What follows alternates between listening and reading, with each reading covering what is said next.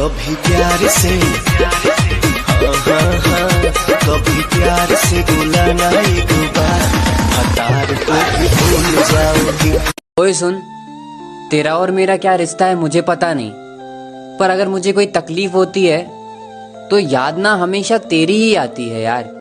ये बंगाल वाली माल चीज लूट जाई हो, ये बंगाल वाली माल चीज लूट जाई हो, ज्यादा कमर हिलाई पुट्रोली टूट जाई हो, ज्यादा कमर हिलाई पुट्रोली टूट जाई।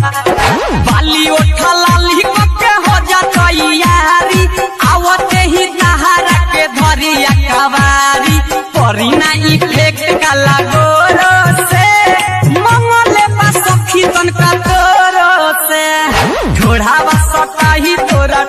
देखो मेरी जान, तुमने मुझे चाटा मार के दिल को डिस्टर्ब किया है। मुझे तो प्यार हो गया, तुम कब करोगी? जिंदगी भर नहीं, क्योंकि मेरा दिल डिस्टर्ब नहीं हुआ है।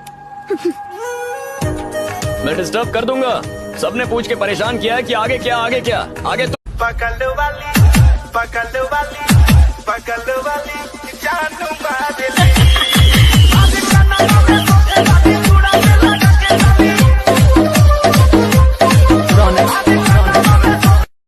बोले खाली बात बड़ी बोल, हमको मिला रे बकलोल।